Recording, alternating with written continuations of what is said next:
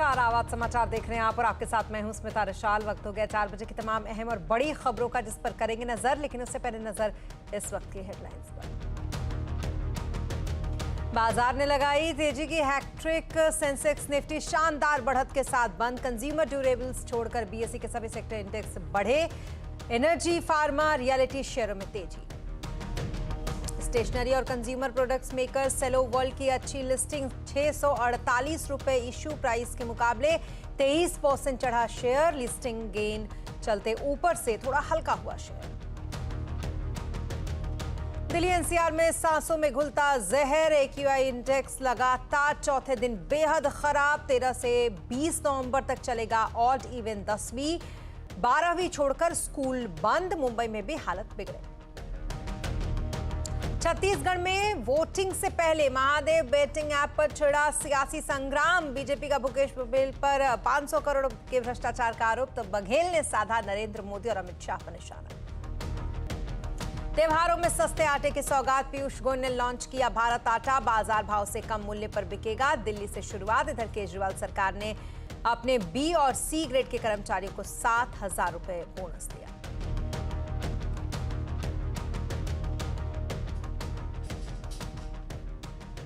लंबे वक्त तक रह सकती है चावल एक्सपोर्ट पर सख्ती। मुफ्त अनाज योजना 5 साल तक जारी रहने का असर, लेकिन सरकारी खजाने पर नहीं पड़ेगा ज्यादा बोझ। सीएनबीसी आवाज एक्सक्लूसिव।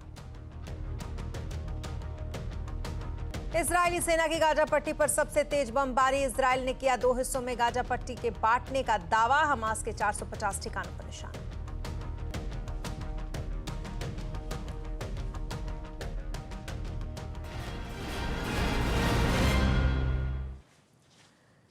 खबरों की शुरुआत दिल्ली से करेंगे, जहां सांसों पर संकट बना हुआ है, क्योंकि दिल्ली में दिवाली के दूसरे दिन यानी कि 13 से 20 नवंबर तक ट्रैफिक का ऑड इवन सिस्टम अब लागू हो गया है, प्रदूषण को देखते हुए।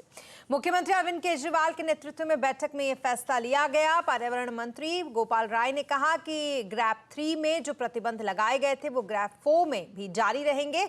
जरूरी सेवाओं में लगे एलएनजी और सीएनजी और इलेक्ट्रिक ट्रकों को छोड़कर जो बाकी ट्रकें होती हैं उसको दिल्ली में एंट्री पर बैन कर दिया गया है। फ्लाईओवर, ओवरब्रिज, पाइपलाइन निर्माण जैसे ये जो काम है जिसमें पहले छूट दी गई थी, लेकिन ग्रैप 4 में वो भी अब बैन हो जाएंगे।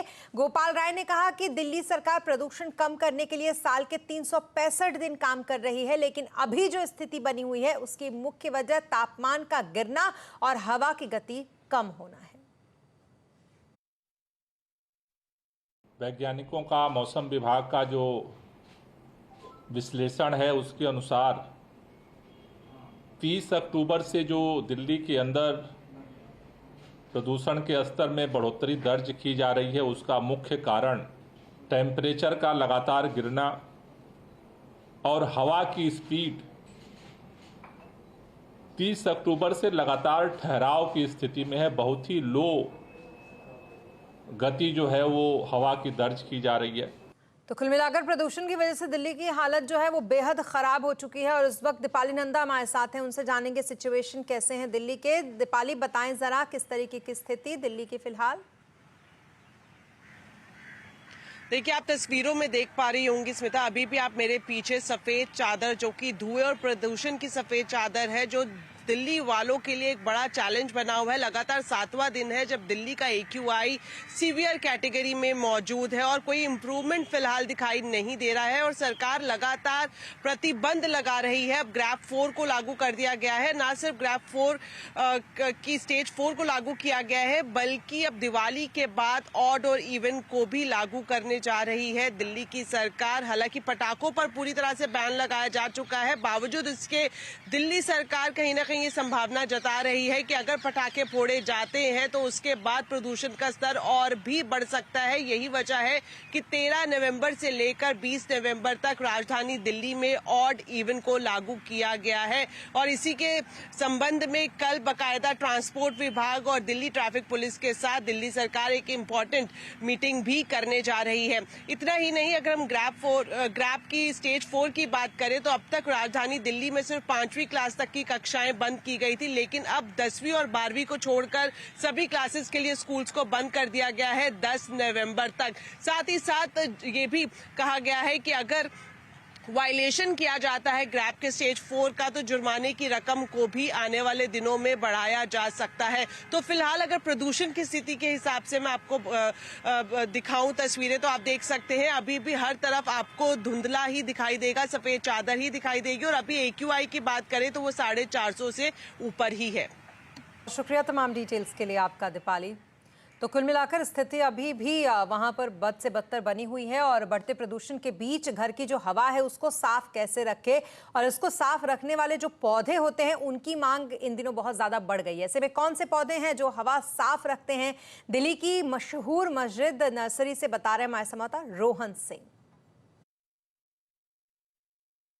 5 पौधे जिससे आप अपने घर की हवा को साफ कर सकते हैं और ऑक्सीजन की मात्रा बढ़ा सकते हैं। यह है पाम फैमिली का अरेका पाम। इसे 3-4 दिनों में पानी की ज़रूरत पड़ती है। कीमत लगभग 650 रुपये है इसकी और इसे आप इसके लंबे पत्तों से पहचान सकते हैं। इसे हफ्ते 10 दिन में एक बार बाहर धूप में ज़रूर ले जाएं। ऑफिस में रखना चाहते हैं तो ये एक अच्छा ऑप्शन है। ये है वाटर पीस लिली। पानी में आमतौर पर से ये ग्रो करता है और इसमें एक सुंदर से छोटे से जो फ्लावर है वो भी यहाँ पे उगाए जाते हैं। इसकी कीमत थोड़ी ज़्यादा है, लगभग 1200 रुपये की।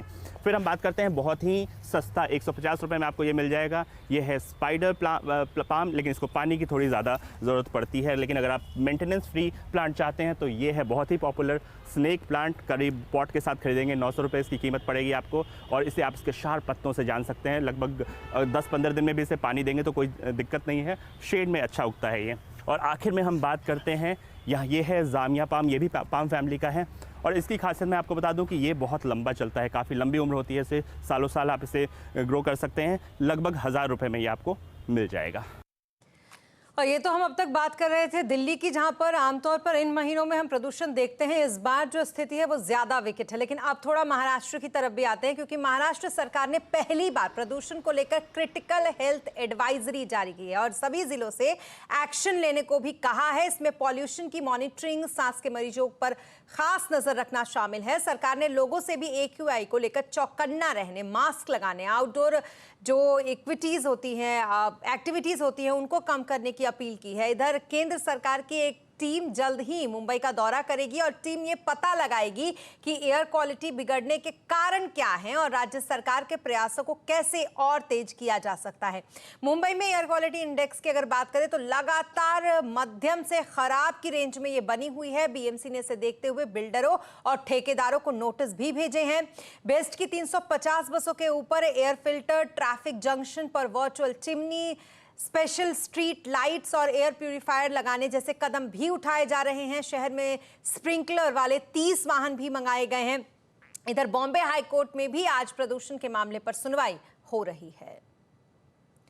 और प्रदूषण अब एक जटिल समस्या बन चुका है। आखिर क्या है पॉल्यूशन कंट्रोल करने का परमानेंट रास्ता? इसी पर आज का कंज्यूमर अड्डा में करेंगे चर्चा, शाम 5:57 पर।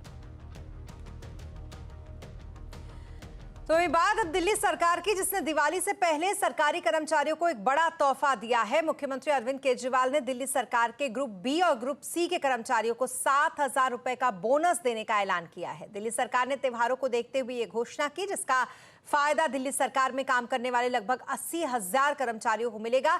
खुद मुख्यमंत्री अरविंद केजरीवाल ने इसका ऐलान किया। दिल्ली सरकार में काम करने वाले कर्मचारी मेरा परिवार हैं और आज उनके लिए मैं एक खुशखबरी लेके आया हूँ। दिल्ली सरकार ने पिछले 8 साल में दिल्ली में शिक्षा, स्वास्थ्य, इंफ्रास्ट्रक्चर, पब्लिक सर्विसेज आदि के क्षेत्र में जितने काम किए हैं, जितने शानदार काम किए हैं, उसमें सबसे महत्वपूर्ण भूमिका हमारे दिल्ली सरकार के कर्मचारियों ने निभाई है। इन कर्मचारियों की कड़ी मेहनत और काम की बदौलत हम दिल्ली के लोगों के सपनों का शहर बनाने में सफल हुए हैं। ये महीना त्योहारों का महीना है और इस त्योहारों के मौसम में हम अपने सभी ग्रुप बी नॉन गजेटेड और ग्रुप सी कर्मचारियों को 7-7 हज़ार रुपये का बोनस दे रहे हैं। और सिर्फ दिल्ली सरकार ही नहीं बल्कि भारत सरकार ने भी लोगों को राहत का तोहफा दिया है। बढ़ती महंगाई को देखते हुए भारत सरकार ने भारत आटा लॉन्च किया है, जिसके तहत सरकार अब सब्सिडी वाला आटा देगी। सरकार 27 रुपये 50 पैसे प्रति किलो के हिसाब से ये भारत आटा आम जनता को उपलब्ध कराएगी। केंद्रीय मंत्री पीयूष गोयल इसे उन्होंने लॉन्च किया। क्या है इस योजना में खास, ये बता रहे हमारे संवाददाता असीम मनचंदा। इस त्योहार आपका आटा गीला नहीं होगा। दरअसल केंद्र सरकार लोगों को सस्ती दरों पर आटा मुहैया कराएगी। इस आटे का नाम भारत आटा रखा गया है। केंद्र सरकार 27.50 प्रति किलो के हिसाब से ये आटा मुहैया करा रही है। आप मेरे पीछे देख सकते हैं, यहाँ बहुत सारी गाड़ियाँ खड़ी हुई हैं। करीब 100 के से ज़्यादा ये गाड़ियाँ हैं जो कि पूरी दिल्ली एनसीआर में घूम घूम के आटा, दाल और प्याज की बिक्री करेंगी। ये भी बता दूं कि सरकार पहले ही दाल की बिक्री करा रही है। चना दाल की बिक्री यहाँ पर 60 रुपये प्रति किलो की जाएगी। प्याज फिलहाल जहाँ दिल्ली के आसपास 50 से 60 रुपये मिल रहा है, इसकी कीमत 25 रुपये प्रति किलो रखी गई है। आटे की दोबारा बात करता हूँ, अगर मैं रिटेल में बात करूँ इस वक्त तो आटा दिल्ली के अंदर 33 रुपये प्रति किलो मिल रहा है। जबकि अगर मैं पूरे इंडिया पैन इंडिया की बात करूं तो आटे की औसतन कीमत 36 रुपये प्रति किलो है। तो सरकार ये चाहती है कि महंगाई में लोगों को ज़्यादा तकलीफ ना उठानी पड़े, इसके लिए सरकार इन गाड़ियों के जरिए आटा, दाल और प्याज जनता को मुहैया करा रही है। और पहले इसकी शुरुआत दिल्ली एनसीआर में की जाएगी। नेफेड, एनसीसीएफ, केंद्रीय भंडार सहित सभी दुकानों के ऊपर ये सब आटा और दाल और प्याज मिलेगा। बाकी चल करके सरकार पूरे देश के अंदर इस भारत आटे की बिक्री करेगी जो कि बाजार से काफी सस्ता लोगों के लिए उपलब्ध होगा। असीम मनचंदा, CNBC आवाज, दिल्ली। और सरकार ने मुफ्त अनाज देने की योजना को 5 साल तक जारी रखने का फैसला किया है। CNBC आवाज को एक्सक्लूसिव जानकारी मिली है। इस फैसले की वजह से चावल और गेहूं एक्सपोर्ट पर जारी जो सख्ती है वो लंबे समय तक बनी रह सकती है। डिटेल लेते हैं इस खबर पर। लक्ष्मण जी इस वक्त हमारे साथ हैं, उनसे लक्ष्मण जी बताएं जरा, मुफ्त अनाज योजना जारी रखने का असर एक्सपोर्ट पॉलिसी और सरकारी खजाने पर किस तरीके से पड़ने वाला है? देखिए, अगर सबसे पहले एक्सपोर्ट के हिसाब से देखें तो सरकार को ये कोशिश करनी है कि घरेलू बाज़ार में इन सामान की, चावल हो या गेहूं हो, इसकी कीमतें कम रहे। कीमतें कम रहने से सरकार को फ़ायदा ये होगा कि सरकार सस्ते में सामान खरीद सकेगी और गरीबों को दे सकेगी। और कीमतें बढ़ जाती हैं तो फिर सरकार के खरीद का बोझ बढ़ जाएगा, यानी सस्ते में अनाज देने, मुफ्त में अनाज देने की योजना का बजट बढ़ जाएगा। इसके लिए सरकार की कोशिश ये हो कि एक्सपोर्ट ज़्यादा से ज़्यादा ना हो। इसलिए सूत्र का कहना है कि सरकार आने वाले दिनों में जो एक्सपोर्ट पर सख्ती लगा रखी है वो सख्ती लंबे समय तक जारी रख सकती है। चाहे चावल के एक्सपोर्ट पर जो सख्ती की गई है, मिनिमम एक्सपोर्ट प्राइस फिक्स किया गया है, जो टोटी बासमती है उसके एक्सपोर्ट पर पाबंदी लगाई गई है, वो जल्द हटने की संभावना अब कम दिख रही है, बशर्ते कि उत्पादन में बहुत ज़्यादा बढ़ोतरी ना हो जाए। लेकिन उत्पादन में भी कमी होने के आसार दिख रहे हैं। एक तो एक्सपोर्ट पे सख्ती लंबे समय तक बनी रहेगी, गेहूं एक्सपोर्ट पर भी सख्ती बनी रहेगी।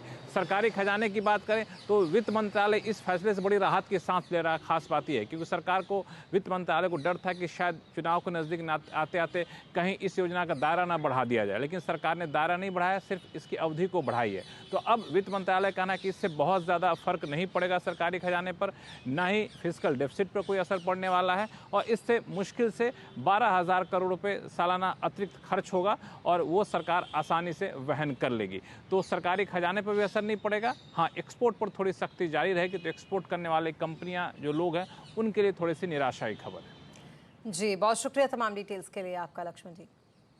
और अब बात करेंगे बाजार की, जहां आज हफ्ते के पहले दिन बाजार में जोरदार तेजी रही। इसी तेजी के साथ सेंसेक्स 595 अंक चढ़कर 64,959 पर बंद हुआ। वहीं तो निफ्टी 181 अंक चढ़कर 19,412 पर बंद हुआ। आज सबसे ज्यादा तेजी एनर्जी, फार्मा, रियलिटी शेयरों में रही। PSU बैंक इंडेक्स गिरावट के साथ बंद हुए।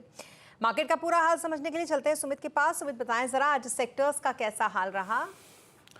देखिए, आज भारतीय बाजारों में वैसे भी लगातार तीसरा दिन जबकि अच्छी खरीदारी थी और जोरदार उछाल के साथ डे हाई के आसपास इंडिसेस बंद हुए। कुछ स्टॉक जो कि आज टॉप गेनर्स के तौर पर शुमार हुए, उसमें डीवी स्लैब नंबर्स के बाद एक गिरावट आई। गिरावट का स्ट्रॉन्ग पुल बैक 3505 के लेवल से बंद हुआ। हीरो मोटोकॉर्प 2.5% ऊपर, आइशर मोटर 2.5% ऊपर और LNT करीब 2.5% तेजी यहाँ पे आते हुए दिखाई पड़ी। गिरने वाले शेयरों में SBI 0.5% नीचे रहा, HUL 0.5% नीचे, सिप्ला करीब फ्लैट टू नेगेटिव और टाटा मोटर्स रफली फ्लैट टू नेगेटिव साइड पे जाके बंद होता हुआ दिखाई पड़ा। मिड कैप में amber enterprises, Ujjivan small finance bank, Cochin shipyard और मेट्रोपोलिस हेल्थकेयर जहां पर 6.5 से लेकर 7.5-8% तक का उछाल आता हुआ दिखाई पड़ा। गिरने वाले शेयरों में एंजल वन, पोली मेडिक्योर, GM फाइनेंशियल और KEC इंटरनेशनल, कुछ ऐसे नाम जहां पर दबाव बनता हुआ दिखाई पड़ा। मेजरली आज केमिकल का दिन था जहां खरीदारी थी और सीमेंट का दिन था जहां पर आज एक अच्छे अपमूव आते हुए दिखाई पड़े। जी, बहुत शुक्रिया तमाम डिटेल्स के लिए आपका सुमित। और दिवाली पर क्या रहेंगे सोने चांदी के भाव, क्या है ज्वेलरी के ट्रेंड्स और किन गहनों पर ज्वेलर्स दे रहे हैं ऑफर और डिस्काउंट, जानने के लिए देखिए ज्वेलरी बाजार से हमारी लाइव कवरेज शाम 4:27 एक बार फिर आपका स्वागत है और अब बात करते हैं 2024 के सेमीफाइनल की।